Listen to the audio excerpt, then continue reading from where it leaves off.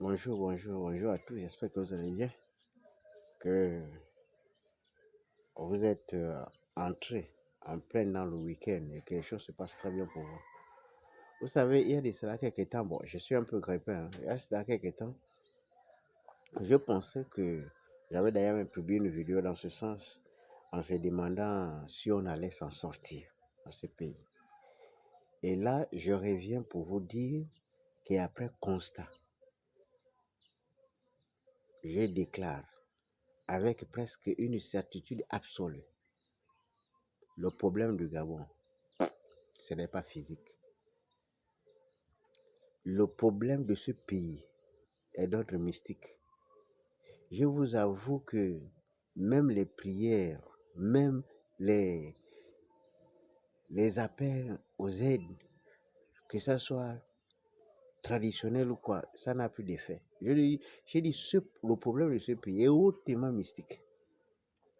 Parce que tu ne peux pas comprendre que quelqu'un qui est en souffrance, qui est en misère, et c'est cette personne-là qui témoigne un degré d'amour assez élevé avec quelqu'un qui l'empêche même de vivre.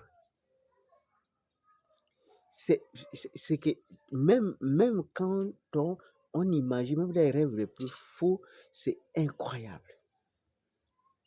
C'est-à-dire que les gens ils ne se posent même pas de questions sur les bases. On parle de façon globale. Ça veut dire qu'on arrive même à vous convaincre vous-même que vous êtes des idiots. Et on accepte. Quelqu'un vient chez vous, il vous dit, les Gabonais, vous n'aimez pas travailler. On applaudit.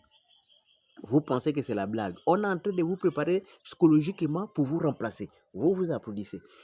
Le résultat, c'est quoi? Ce qu'au fur et à mesure qu'on évolue, sans se rendre compte, on est en train de disparaître. Parce que, évidemment, vous prenez ça pour une blague. Mais c'est un plan machiavélique, préparé spécialement pour le grand remplacement. Vous ne pouvez pas imaginer que quelqu'un arrive chez vous. Même vous-même, vos pauvres politiciens, vous traitent de feignants. Si toi, tu es un politicien gabonais, tu es un Gabonais, et que tu vois que les Gabonais sont des feignants, mais va faire la politique ailleurs. Si tu peux faire la politique dans un autre pays, on ne va pas te blâmer. Mais si tu as décidé de faire la politique au Gabon, ça veut dire que tu as envie de changer la mentalité. Change alors. Parce qu'il n'y a pas un peuple parfait.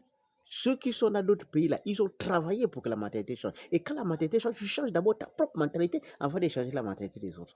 C'est comme ça qu'on progresse. On commence d'abord à se faire violence soi-même avant de l'appliquer aux autres. Mais vos dirigeants vous traitent de feignants. Ceux qui viennent d'ailleurs vous traitent de séants. C'est une façon de vous remplacer. On a commencé avec l'ONEP. On exploite le pétrole depuis les années 80. On n'a pas formé des Gabonais pour remplacer. Il n'y a que les espoirs qui travaillent. On a applaudi. On a fait avec le manganèse. On a exploité pendant longtemps. Ce sont des communautés qui venaient d'ailleurs, qui prenaient toujours des postes de responsabilité. Alors que ces richesses-là sont chez nous, on a du mal à former les gens pour occuper. On fait ça exprès.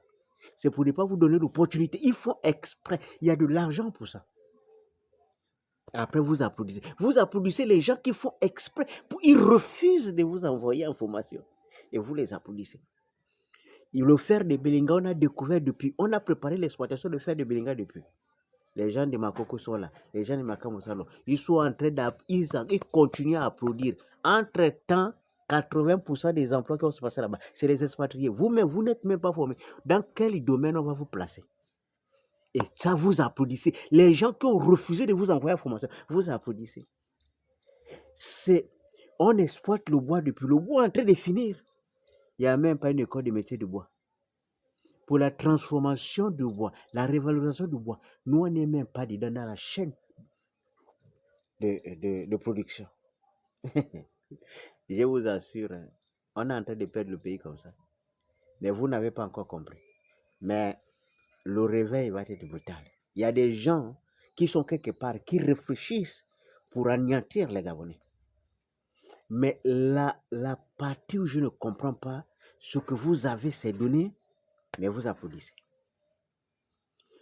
On est en 2025, on ne devait plus produire. En 2025, c'est la période où on devait poser des questions réelles pour avoir des réponses réelles. On dit pourquoi tel secteur nous sommes absents. Comment on peut imaginer que dans un pays comme le nôtre, les secteurs comme production de sable, production de ceci soient maîtrisés par les autres pays d'ailleurs? Pourquoi est-ce qu'on ne pose pas la question aux dirigeants pour ça, pour qu'ils nous disent, les dirigeants, les élus, les maires, les députés et les autres, pourquoi vous ne posez pas de questions?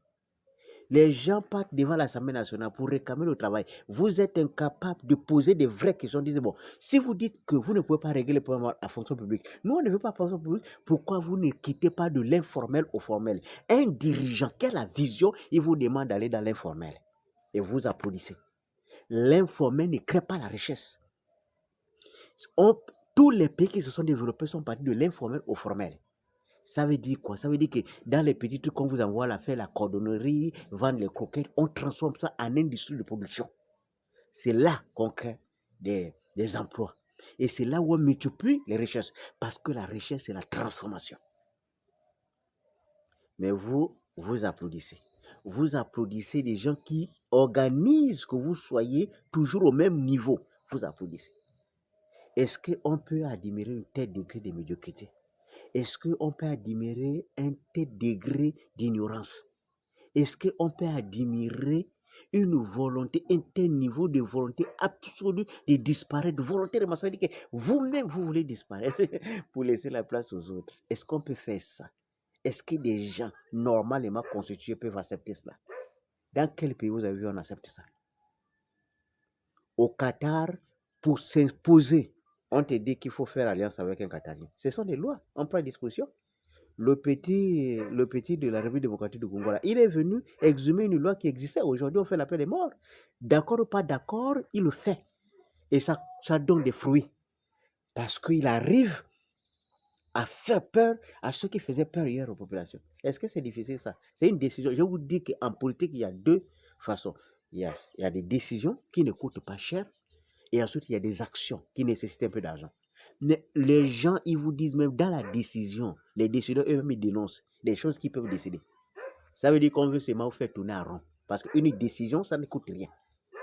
C'est les actions qui coûtent de l'argent. Comment vous pouvez permettre à ce qu'un maire soit installé dans une commune, comme Ovendo, comme Libreville, comme à Port-Gentil et machin, et avoir une population aussi pauvre, même pas d'action? Ça nécessite quoi? Absolument rien du tout.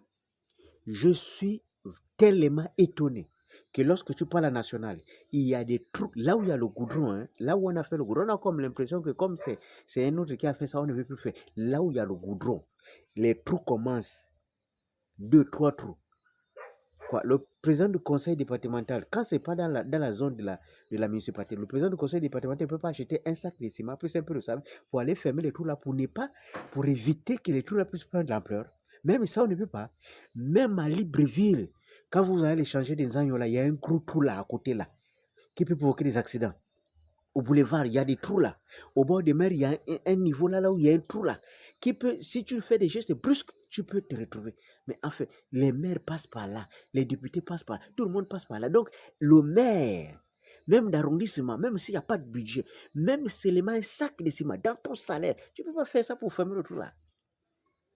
Je vous assure qu'on est en train de disparaître. On est en train de nous formater. Le disque là, on est en train de formater comme quoi nous sommes des paresseux. Ça veut dire que tu es même à la maison, toi, mais tu travailles, on te dit que tu es paresseux. Et pourtant, tu travailles, mais tu arrives à être convaincu que tu es paresseux. Les Gabonais travaillent. Moi, je connais parce que moi, j'ai grandi là où on exploite l'or. Il y a des trous de 20, 15 mètres. Quand tu regardes, tu penses même que c'est le but qui est passé par là. Ce sont des gens qui ont travaillé.